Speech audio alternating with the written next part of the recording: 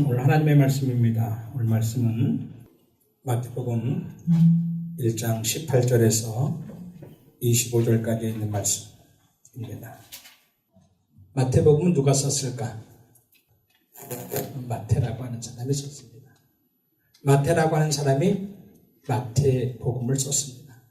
누구에게 마태는 이 글을 썼느냐, 이 편지를 썼느냐 이렇게 물어보면 유대교 출신이에요. 유대교 출신인데 그 사람들이 개종을 해서 기독교로 왔어요. 이 사람들이 마태복음의 원독자예요. 이 사람들을 대상으로 마태는 마태복음을 쓴 거예요. 다시 얘기하면 기독교식으로 얘기하면 여러분 초신자예요. 초신자. 그러나 유대교식으로 얘기하면 여러분 성경에 능통한 자예요. 기독교식으로는 초신자인데 성경을 너무너무 잘 알고 너무 많이 공부했던 출신의 사람들이었다라고 하는 이야기입니다. 이 사람들에게 마태는 마태복음을 썼습니다. 왜 썼느냐?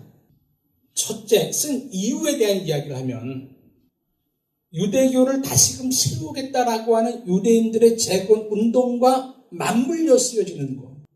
유대교 재건 운동이라고 하는 것은 이런 거예요, 여러분.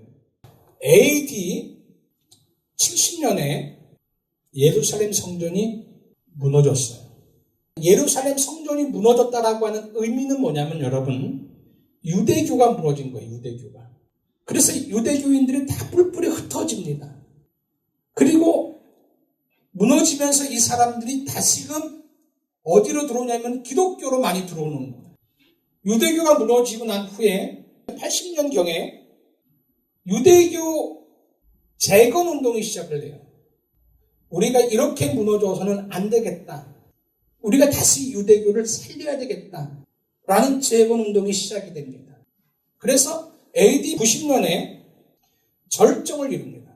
유대교를 다시 세울 때 어떤 사람들을 가장 먼저 유대교로 다시 돌아오게 만드냐면 유대교 출신으로서 기독교로 개종했던 사람들을 다시 유대교로 되돌리는 것이 가장 쉬운 방법이고 가장 효과적인 방법이에요.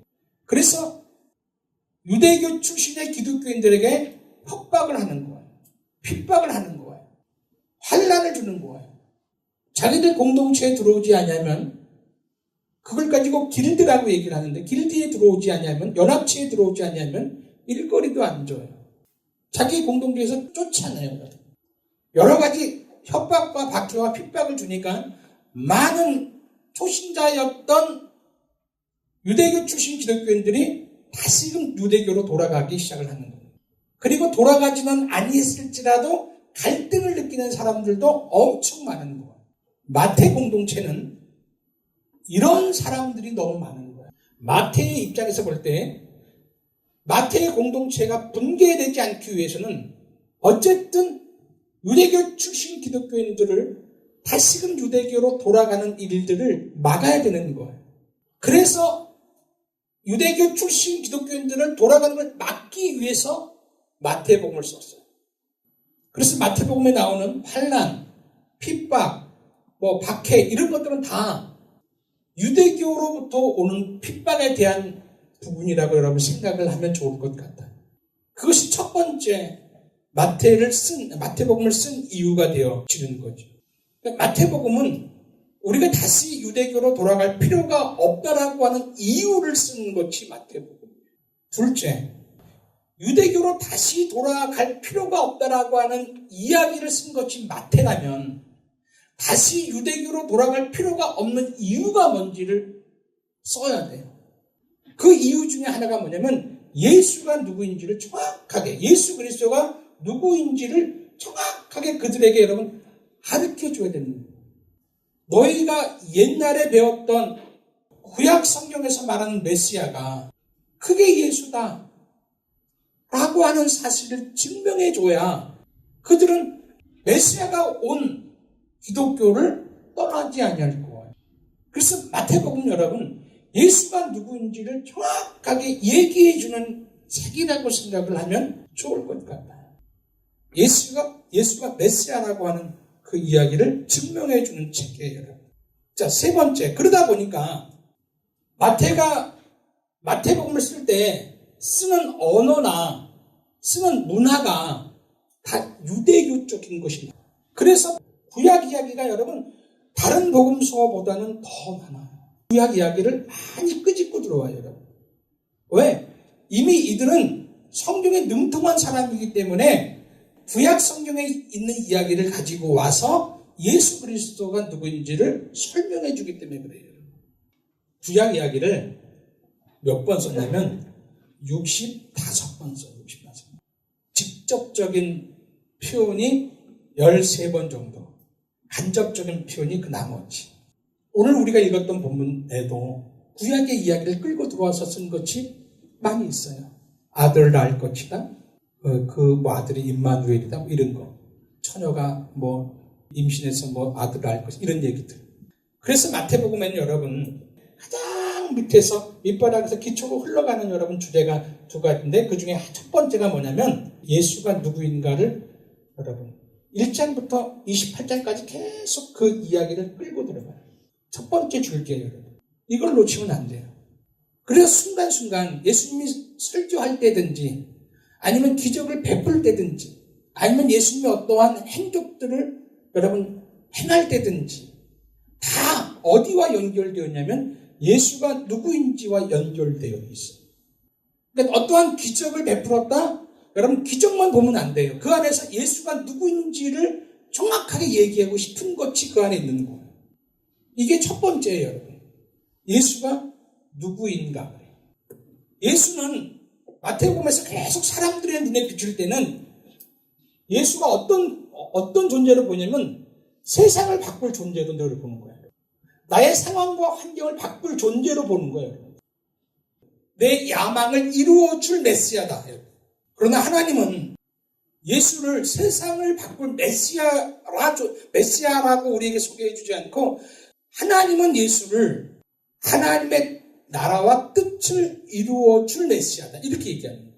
예수를 바라볼 때 사람들은 내 상황과 환경과 내 소망과 내 희망과 축복해 줄 메시아로 보지만 하나님은 하나님의 나라와 하나님의 뜻을 이루어줄 메시아라고 예수를 계속 소개해 주는 거예요. 그래서 마태복음은 이 두 존재가 싸우는 거예요. 예수는 세상을 바꿔줄 존재야. 나를 바꿔줄 존재고 나를 높여줄 존재고 내 희망과 꿈과 내 모든 소망들을 이루어줄 존재로 보는 사람들과 하나님의 나라와 하나님의 뜻을 이루어줄 존재라고 하는 사람들과의 싸움이 마태복음에 계속 나와 있는 거예요. 우리가 잘 아는 여러분 가룟 유다라고 하는 사람. 예수님의 12 제자이지요. 그러나 이 사람이 여러분 예수님을 팔고 그리고 자살을 합니다. 이유는 가룟 유다는 독립투사였어요. 여러분. 독립투사.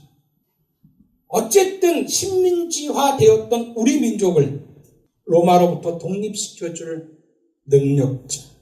우리나라가 식민지였는데 로마로부터 지금 독립을 해야 되는데 어떻게 우리나라가 독립을 할 수 있을까?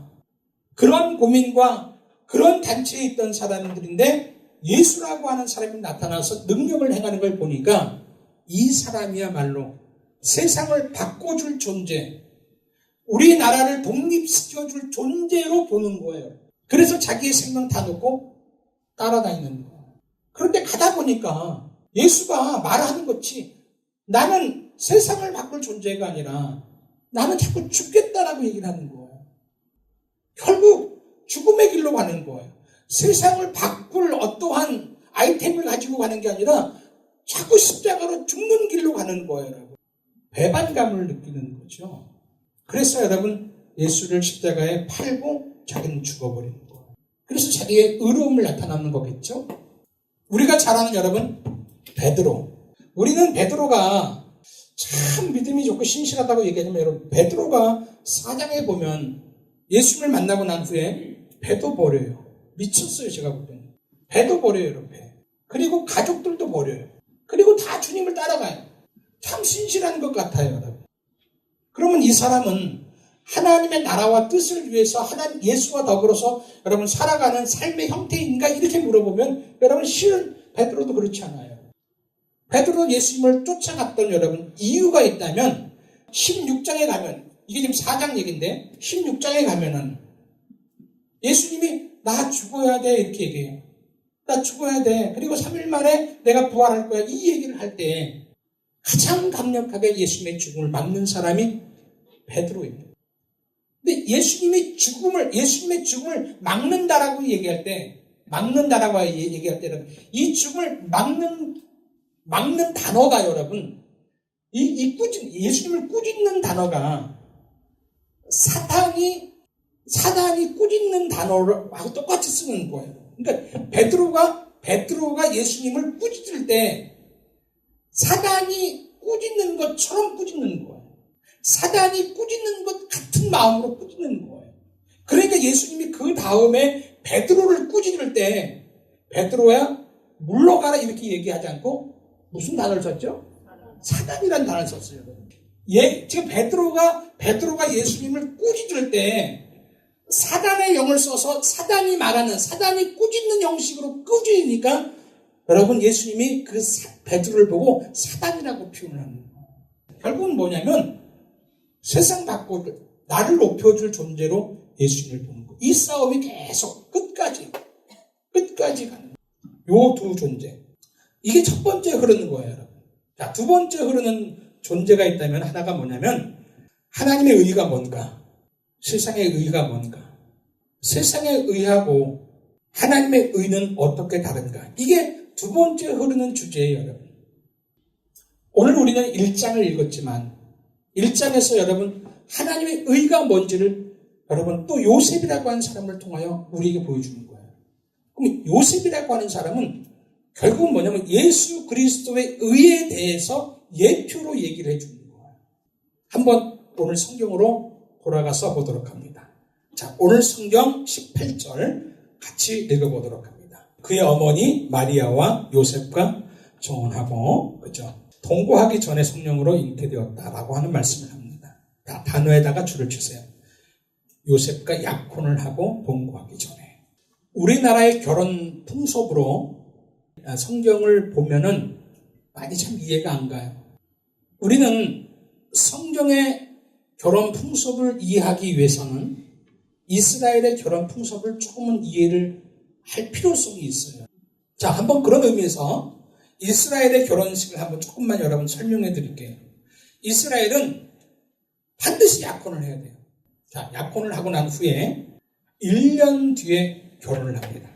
1년 뒤에. 자, 약혼을 했죠? 그리고 1년 후에 결혼을 합니다. 자, 그러면 약혼을 하고 난 후에 신랑과 신부는 무엇을 할까라고 하는 거예요, 여러분. 자, 신랑은 약혼을 하고 나면 여러분 아내를 데리고 와서 살 집을 자기가 1년 동안 장만을 합니다. 그리고 신부는 뭘 하냐? 1년 뒤에 시집을 가서 그 신랑 집의 가풍, 문화, 어떤 가치, 그 모든 것들을 여러분 1년 동안 익히는 거예요. 시아버지가 무엇을 좋아할 것이며 시어머니는 무엇을 싫어하는지, 남편은 어떠한 습관이 있고 어떤 걸 좋아하고 어떤 취미가 있고 어떤 특기가 있는지를 여러분 1년 동안 신부는 배워나가는 거예요. 그래서 약혼을 하면 정식적인 부부가 되는 거예요. 정식 부부입니다. 우리는 결혼을 해야지만 정식 부부가 되지만 약혼을 하면 정식 부부로 여러분 인정을 하는 거예요.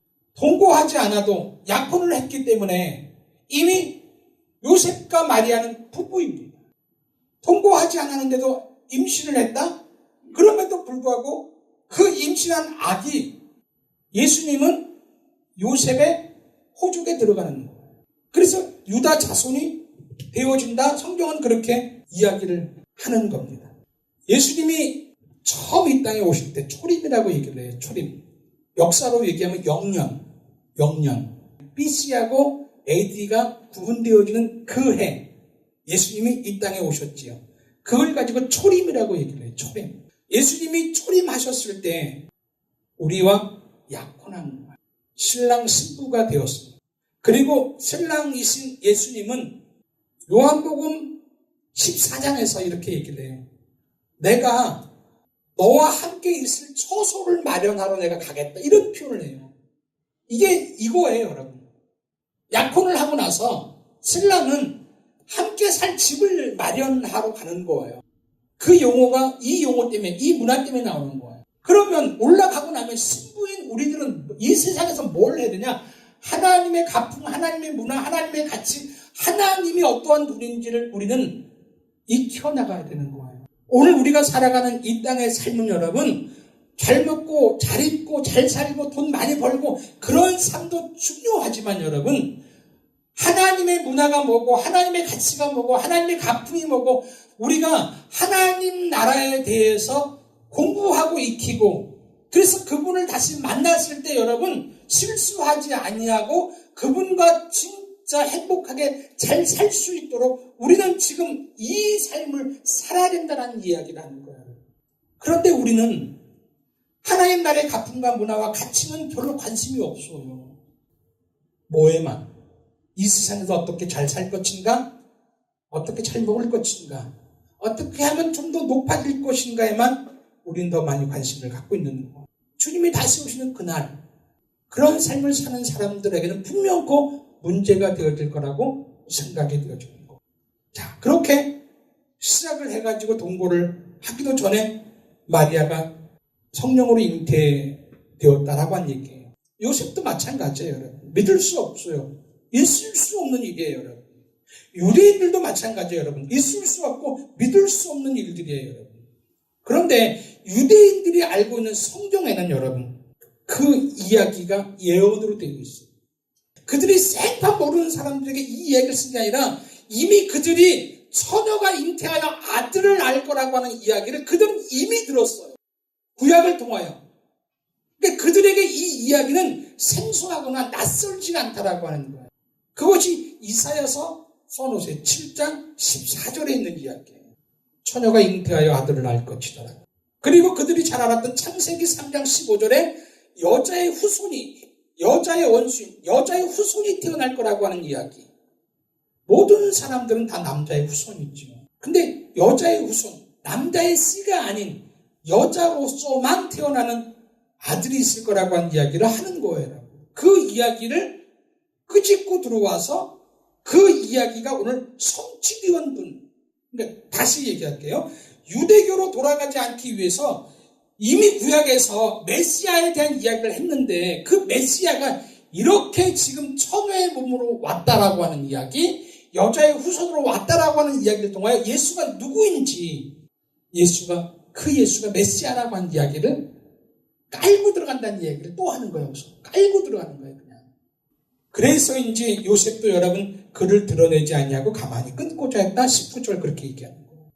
끊고자 하는 거예요. 그렇게 생각하고 있을 때 21절에 보니까 주의 사자가 현명하여 요셉에게 말을 하는 거예요.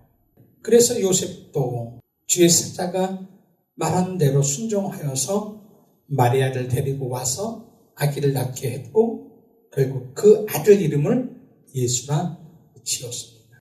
여기까지가 예수님 탄생에 대한 본문의 이야기입니다. 자, 지금부터는 마태복음 1장 18절에서 25절까지의 말씀의 묵상에 대한 이야기를 같이 좀 나눠보도록 합니다.